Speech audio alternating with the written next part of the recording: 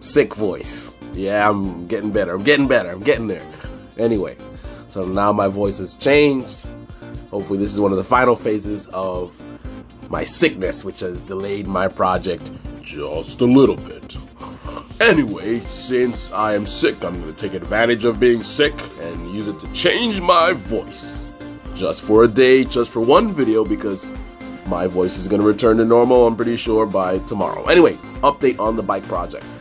I believe we have found and identified the bike. The bike. The first bike of the series. You guys that follow me on Instagram at Carlisle's Picks, you already have a good idea. I will share with you guys here as well some information. So it is a less than 400cc bike. It is definitely a classic beginner bike for sure.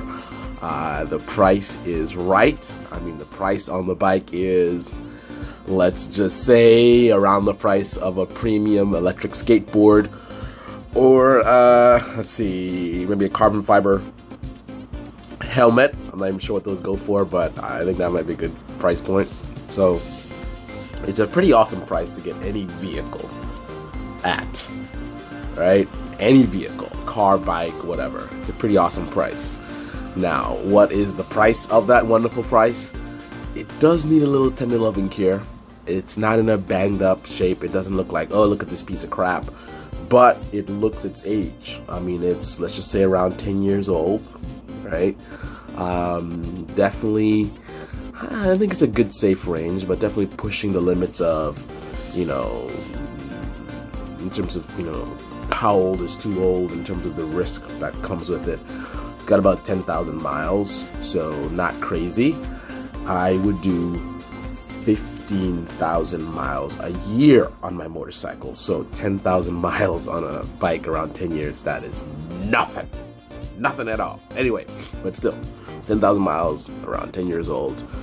Needs a little bit of tender loving care, but that's great. We can go through that journey. Again, I'm trying to, in some ways, go back in a time machine. The only way I'm not in a time machine is I'm still old and I'm looking at 2018 inventory. So it's I guess the time warp is really my riding career, not my actual life. So it's as if I never rode a bike before. Imagine if I decided to finally buy my first motorcycle now in 2018. What would I buy? That's really the journey. You know, it's like I'm erasing my previous riding history and I'm rewriting history in an amazing way, because I'm gonna go through 10 years in 1 year, right? So just like my original journey, I mean, I've changed somewhat since you know, when I first started riding, but some things are still very similar. So my sensibilities in terms of wanting an older bike, something that's a little rough, you know, so I don't have to worry. I wanna not even think about, oh, what if I drop it, right? The only thing for a new bike that I would want to think about is, not want to, but the only thing I would like accept is, okay, I'm gonna worry about hurting myself. You know, I'm learning a new bike, I might make a mistake, what if I crash, blah, blah, blah.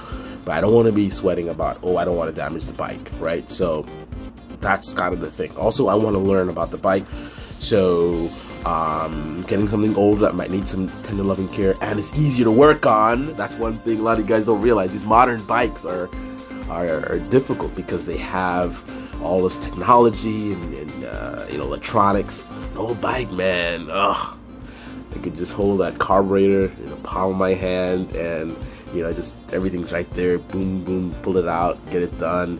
You know, make people think I'm this amazing mechanic. You know, but you know, look at a modern bike, fuel injection, all that mumbo jumbo, all the technology. Man, oh man. You know, the thing is, I have an electronics background, so you think I'd be the one, but I don't know, it's a little different, man, working on a vehicle. So I don't know about working on a modern bike, but an old bike, hell yeah. So, and again, these principles will translate. even if I got a modern bike, let's say I don't do something as serious as like working with the fuel system, you know, maybe I just change the brakes or change the tires or whatever it is, oil filter. Simply getting your hands dirty, it's good. It's also educational in terms of you're learning about the bike and how it works. So anyway, so I am going to try to pick up this bike today, most likely. We shall see. I got to do a daylight inspection. I got to do a video for you guys about the process of looking at used bikes, how to do the inspection, questions to ask, you know, stuff like that. So user bike buyer's guide. Yeah, I think that's about it. Anyway, this is your Fast Life Motorcycle channel, quick update, and I'm excited. Are you excited? Well, if you're excited, click on that bell so you can get notified, because once again, this is a notification only channel. If you do not click on the notification, you will not be notified of videos. Not my decision. This is YouTube. This is how YouTube is. This is how they set up my channel. So I gotta roll with the punches until I can build what I'm building, which will allow me to sort of untether from the nonsense website that is YouTube. Anyway, this is your Fast Life Motorcycle channel, and I gotta go make that cheddar. Yay, yay! Man, oh man, I look ridiculous right now. Boom.